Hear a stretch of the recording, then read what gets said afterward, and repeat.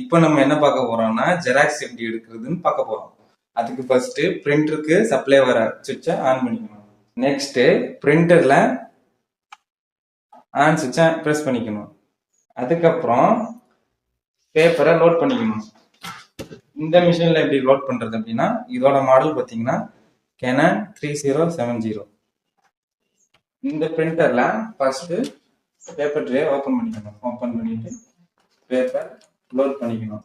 Load பண்ணிட்டு சைடில் பார்த்தீங்கன்னா பேப்பர் அட்ஜஸ்டர் கொடுத்துருப்பாங்க, அதை வந்து கரெக்டாக அட்ஜஸ்ட் பண்ணிக்கணும். இப்போ ஜெராக்ஸ் எடுக்க போகிறோம். ஜெராக்ஸ்க்கு ஃபர்ஸ்ட் இந்த போட்டை ஓப்பன் பண்ணிக்கணும். கார்னர் பார்த்தீங்கன்னா இந்த கார்னர் வந்து மிஷினோட எட்ஜுக்கு வரணும். அப்படி வச்சுட்டு நம்ம வந்து இங்க பாத்தீங்கன்னா செட்டிங்ஸ்லாம் வெறும் சிம்பிள் தான். இதுல வந்துட்டு நார்மலா வந்துட்டு ரிமோட் யூஸ் பண்ற மாதிரி தான். ஃபர்ஸ்ட் இங்க இருந்து 2 ஆப்ஷன் இருக்கும், காப்பி ஸ்கேன் சொல்லிட்டு ஆப்ஷன் இருக்கும். ஃபர்ஸ்ட் காப்பியில் வச்சு ஓகே கொடுக்கணும்.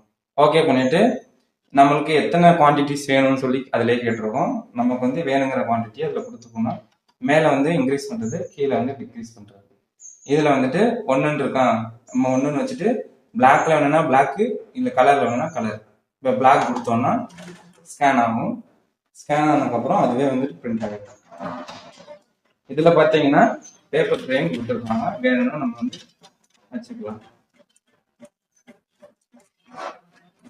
ஓகே. அதுக்கப்புறம் இப்போ கார்டு எப்படி வைக்கிறது அப்படின்னு சொல்லிட்டு பார்க்கணும். இப்போ இது ஆதார் கார்டு.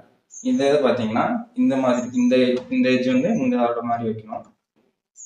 வச்சுட்டு நம்ம வந்து இப்போ ஒரு ஜெராக்ஸ் வேணும்னா மறுபடியும் எதுவும் மாற்ற தேவையில்லை, பிளாக்.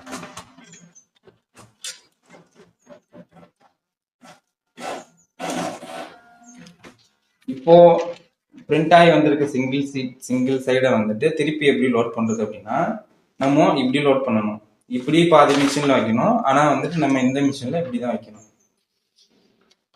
வச்சுட்டு நம்ம வந்து காலை வந்து பேக் சைடு திருப்பி வைக்கணும். திருப்பி வச்சுட்டு அகைன் பிளாக்.